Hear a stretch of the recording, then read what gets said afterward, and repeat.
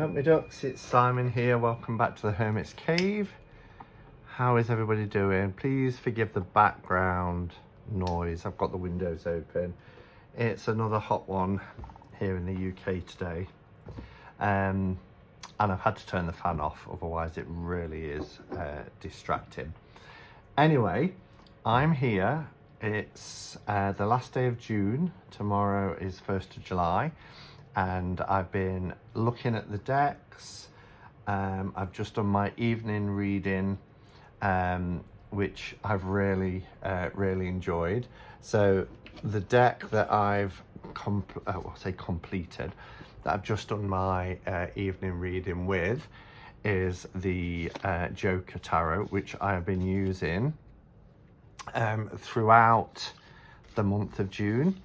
Just completed it tonight. Absolutely love this. I've used it for my reflections, and yeah, it's just been absolutely wonderful. I'm going to be sad to put it back on the shelf for a time, but it's a deck that I love. It's a deck that has given me lots of insights. Really does take you to a deeper level, this deck. Particularly if you're doing reflections or that sort of inner work, you know, why did I respond the way I did to that? Why did I feel in this particular way when this happened or that was said? This deck really helps you to go within and really explore that. Particularly if you do like I do. I have my intentions in the morning, but I like to reflect at the end of the day on the day, things that have happened, things that I responded to, or things that I could learn from, things that I could perhaps respond to differently or in a better situation, that sort of thing. And it was my second month of working with Thoth. So during the month of May, I worked with my greenies. The original greenie and the one that's on MPC, which is a little bit smaller, still bigger than your standard tarot size. And I really enjoyed working with the Thoth deck during May, that I wasn't ready to give it up. And so I bought the borderless Thoth, greenie Thoth, which was also by Anna and on MPC, and I continued working with it. I also received the book by Lon Milo DuQuette. I have started it. I'm not a huge reader with my ADD and things like that, so I've been taking it slowly, but I've enjoyed what I've been learning so far. I don't subscribe into astrology and Kabbalah, so you might say, well, why are you working with the Thoth? But I'm enjoying the artwork, the abstract nature of the art, and it has given me some good readings. And this I've been using in the morning for my intention setting as well. So great deck. Do check it out on MPC. I didn't say, I omitted to say in the last video of decks for June, the oracle that I was going to be working with. Now, I'm changing it up this month because I've been using the Archeo by Nick Bantock, this deck. This is the book for it. This is the card I use for the week that I'm on. This week was the Strategist. And I've really enjoyed working with this. Interestingly, I think I've pulled like the Trickster at the bottom. I've had the Arbiter card, but I had, the Trickster, and also, I had Mooncat. This one, the Jester. The Trickster and the Jester came up with Mooncat in between, so take from that what you will. I love this deck. This has been great to just pull one card on a Sunday evening, have a look at the image, see what archetype is coming up to kind of take with me through the week, have a read of the book. The artwork is brilliant in this deck. I'm going to pull from this. I think I'm still going to pull from this weekly, going through July, but there is an oracle deck that's coming to my collection that I'm going to use daily draws on as well. More about that in a moment. So that was June's decks. Very insightful, particularly the Joker. I've really loved that.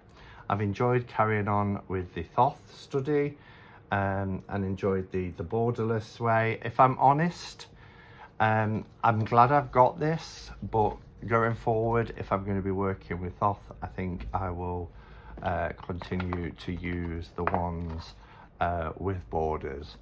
I don't know, I just got used to them and I really like the way they're framed. So I'm usually a borderless person, and I love this, but I think I would probably still work with the bordered. Yeah, and then obviously the deck was Archeo. So that was my decks for June. So decks for July. Let me adjust the camera. So my first deck that I'm going to be using in the morning is the Metanoia. So this is a recent to me deck. It's by Bouchette Design. This is a gorgeous box that it's in. And I've been itching to use it. I've done a couple of practice readings with it. It is gorgeous. As I mentioned in the walkthrough that I did like 2 videos back. First saw it on my friend Diane Brennan's channel at Indigo Moon Woman, and it was sent as a gift because it is out of print. There is a second edition coming out later in the year. It was sent as a gift by the lovely Jo. It does come with these extra cards that give you the card meanings, as you can see here. I went through that though, which is useful because it doesn't come with a guidebook. So this deck really, for me, just feels like a breath of fresh air. It's beautiful. It's got this duck egg blue, and these are the backs. It is soft touch, rose petal finish. Card quality is just a dream, and the images are so beautiful. They have this floral air to them. I mean, it's rooted in Marseille tradition, so you know there's nothing in here that's way off or tried to be too modern or too abstract. It strikes the balance really well for me. So whilst it's rooted in tradition, it's just reimagined in this beautiful light and airy way. It feels quite whimsical in some of the images as well. Very bright, some of the colours are lovely. Lots of botanicals, particularly, look at that strength card. Lots of botanicals, particularly in the minors. But it just has this really nice, warm, playful tone to it. The minors all have themed coloured backgrounds. Look at that light from the Hermit's Lantern. You do get 2 extra cards. One is the time is now, and I think the other says something like now is not the time, or wait a little longer, something like that. It's not a flat out no. But yeah, just such a beautiful deck. So like I said, I've done a couple of practice reads with it. Look at her golden gown. But I'm going to have a full month in the morning sitting with this deck, laying down some cards and setting my intentions for the day. Have a look at what I need to be focusing on. I love this pale kind of sage green background in the earth suit. It's a really beautiful deck. It takes time. That's the other one. So it's an 80 card deck, as you can see, and I'm keeping those 2 in. I think they'll be quite interesting in a reading as well, particularly how I do my readings. So Metanoia Marseille. Now my evening deck, you're probably thinking, well, he's going to go for a straight up Rider-Waite Smith. I'm not. Well, I'm going to challenge myself. And I'm a little bit petrified. So, I'm going to go with Hexen 2.0. Now, the reason why, it wasn't until like 30 minutes ago, I thought, am I, aren't I? Or shall I just pull it out every so often? I saw this when I went to the Warburg Institute in March with Sandra. They had some out in the exhibition because it's a modern deck. They were showing, you know, tarot through the ages. And you could buy this deck. And I scanned the QR code. I was going to buy it. And I think it was out of stock, or they didn't have any. And then I said, well, if I see it at Watkins, I'll buy it at Watkins. And I didn't see it there. But I have come across it quite recently on one of my trips. So I like to support little indie shops. So I bought it. But after I bought it and read about it, I was like, oh, I don't know what I think. It felt really complicated. And so I thought, do you know what? If I'm going to get my money's worth out of this deck and it requires a little bit of work, then I need to dedicate time to it.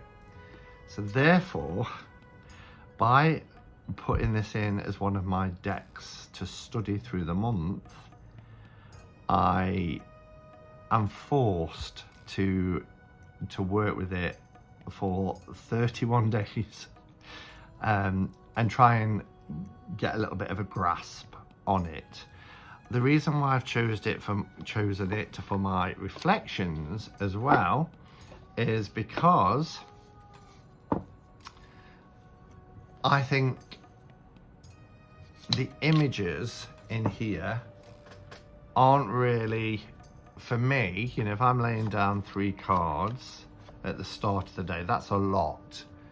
Whereas at the end of the day, if I'm in a reflective mood and I pull these cards, I can really go into, you know, okay, let's have a look what's happening here. What are these keywords telling me? What gut reaction am I getting? Look at all the information in that. They're large cards. These are the backs. Interesting. I was a little bit annoyed by the blurb on the back because I think most people know who watch me. I work in specialist education and there are so many barriers in society for people with like learning difficulties and things like that. And sometimes language is made, or we write things and we just like to sound clever, and we put so many barriers in place without even realizing it by making text so complicated. And a part of my role is to break down those barriers, and I'm a big advocate for easy speak, easy language, just so that words are accessible for everyone.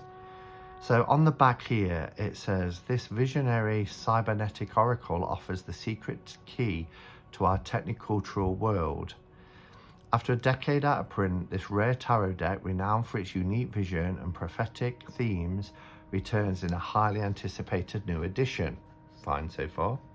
The Hexen 2.0 Tarot features 78 alchemical drawings that depict the interconnected histories of the computer and the internet, cybernetics and the counterculture, science fiction and science projections of the future, government and military research programs, social engineering and ideas of control society. These are presented alongside diverse philosophical, literary and political responses to the advance of technology, including the claims of anarcho-primitivism, techno-Gaianism and transhumanism. Through representing and re-examining these histories and subjects holistically within the alchemical framework, the Hexen 2.0 Tarot transports us to a hypnotic, mesmerizing space where a reader or group of readers working collaboratively can use the cards to imagine and discuss visions for alternative futures. So whilst I can take that in and digest it, not everybody will. And I think having a blurb like that on the back can be quite off-putting for some people. So I'm going to describe it like this. Hexen 2.0 Tarot is a 78 card deck with drawings that explore how technology, science and society are all connected. It looks at history of computers, the internet, cybernetics, counterculture, science fiction, government research and social control. It also includes different views on technology, from those who reject it to those who embrace it. By combining all these ideas through a symbolic, alchemical lens, the deck creates a dreamlike space where readers, alone or in groups, can explore and talk about possible futures. It doesn't take a lot, but anyway, that's a little side thing. I just find sometimes people like to write like academics and impress, and who are they really trying to impress? Anyway, I'm just going to show you this deck. I haven't, as you'll have just seen, I've just took the band off it. So I haven't even done a walkthrough or anything off this deck yet. This is interesting, the 1920 to 1996. Remember, it's been out of print for 10 years, so it's not a new deck. I believe there's a Hexen 5.0 as well coming out later in the year. So that's interesting. Look at this. FBI, NIS, SIS. This is our Empress card. The Hierophant. Project Earthrise. 1st Earth Battalion. Our Lovers. Margaret Mead. Gregory Bateson. You don't get a book with it, but you do get a like a pamphlet fold out. Even that's quite complicated in the directions it goes and things like that, but there's a lot of text in there. We will see how I get on with it. And when I do decks for August, can you believe we're already talking about August, I will let you know how I got on with this deck. Network Revolution, Strength. Unity is strength, isn't it? So these are very busy. They're quite colourful. Here's our Devil. The Control Society. Interest in the Pyramid. The Tower.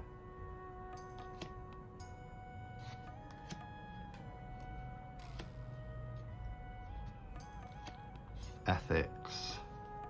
This is quite interesting. World War I, World War II, World Wide Web. Gets you thinking. So we have Chalices, Summer of Love, it's very hippie, very Woodstock, Flower Power, Civil Rights Movement.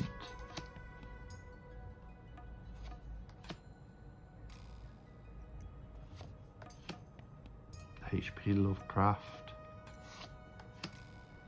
Dream Sharing. Look at that for Utopia. Heaven and Hell. Communist Utopia, Capitalist Utopia, Religion, Economic, Gender. Interesting. There's probably a book, like I said, I don't know much about it other than seeing it in the Warburg Institute and being intrigued by it. It piqued my interest, let's put it that way. Ada Lovelace. And there probably is a study book, I'd imagine, that goes with it. And if you don't buy that and you just buy this, you get that fold out pamphlet.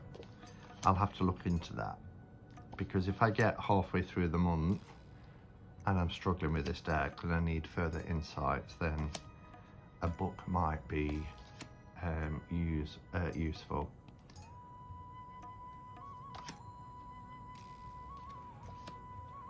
I haven't watched anybody else's walkthrough of this either. Techno-Gaianism.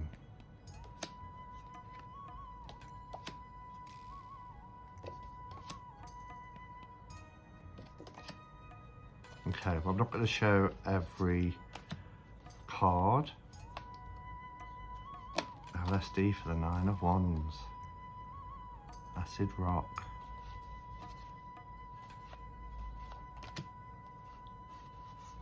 But it's interesting. It's busy. It seems complicated. But I will give it a go. I will work with it for a month and see how we get on. Okay, Oracle time then. The Oracle that I'm going to be working with throughout July is brand new in. I've not done a walkthrough of it yet, so I'm going to do that now. It came in on Saturday. Or no, well, it actually came Friday, but we showed it Saturday during the spotlight with Cheryl from Oneness Emporium. So this is the Earth and Sky Oracle, and I was really impressed with this. There's a couple, the Witch's Shadow Work Oracle is one I'm going to do a walkthrough of this week as well. But this one in particular, I was like, yeah, I'm going to work with this through the month of July, sorry. It is by Hay House, as you can see here. On the inside it says, you are the answer to Earth's prayers and Sky's dreams. You have the universe within you. And then underneath it says, you are the light.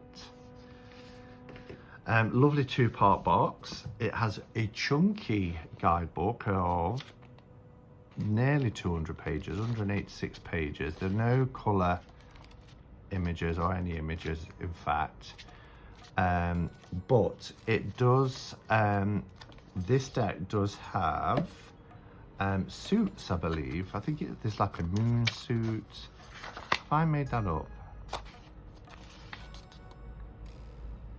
Ah, no, that's right. So Earth suit, Sky suit, Sun suit, Moon suit, Water suit, Celestial suit. So yeah, and it's Earth and Sky, so you can see why we've got Earth, Sky, Sun, Moon, Water, Celestial. So there's 6 suits within the deck. I'm not really going to use it in that way. For me, I'm going to pull a card each day. I think, oh, the backs are beautiful. I think I said that this deck kind of reminds me of like Kyle Gray's Angels and Ancestors, a deck that I love. It's my favourite deck of Kyle Gray's. But the artwork in this deck is really beautiful. I mean, just look at that with the standing stones behind her, the energy emanating from her palms. So it's the Kaliak and its stillness. Cardstock is really nice. Sybil Firm Foundations. I mean, just look how beautiful this is. Demeter, Nourishment. Gaia, oh, I just love that. And you could use these as alt cards as well. Earth Oracle, I mean, Gaia's got to be the Earth, hasn't she?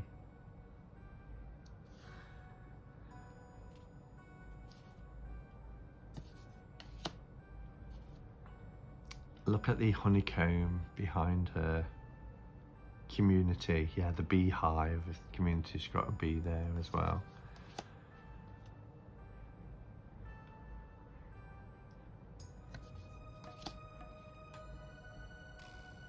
So gorgeous. Soul Journey.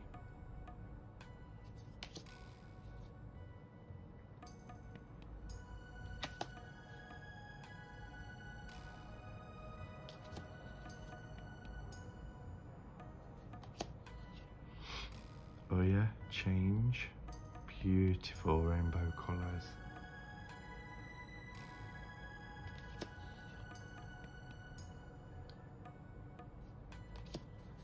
of Zeus, the air spirit. Isn't it just beautiful?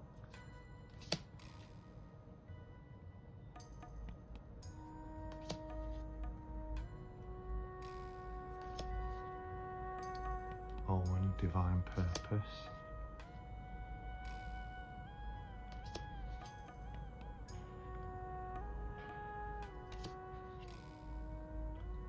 I love it. Fire spirit. The cards are really thick. So nice. Ariane Rod, past lives. Change.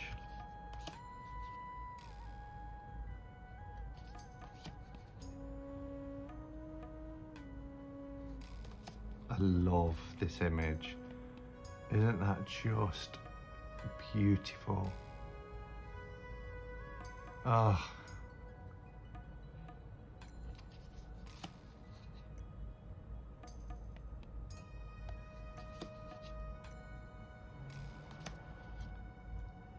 Our moon spirit. So you can see the introduction to each suit, like the earth spirit, moon spirit, etc.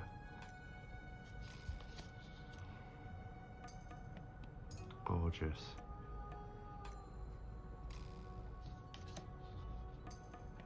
Guardian of the sacred. Look how beautiful that is.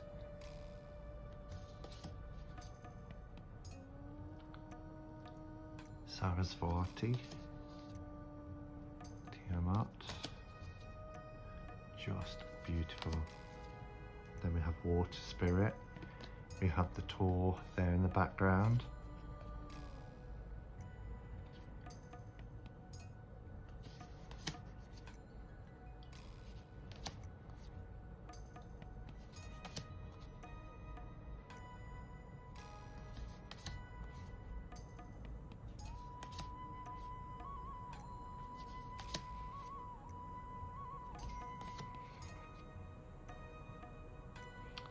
And celestial spirit. And I don't know if I don't want this to be controversial, but one thing that would get me a little bit about angels and ancestors, or even the Ascended Masters, the Doreen Virtue deck, is when I pulled the Jesus card. It was quite, for me, because of my background and my past. And this deck, whilst it's culturally representative and, you know, it brings in many different pantheons, it doesn't have a Jesus card.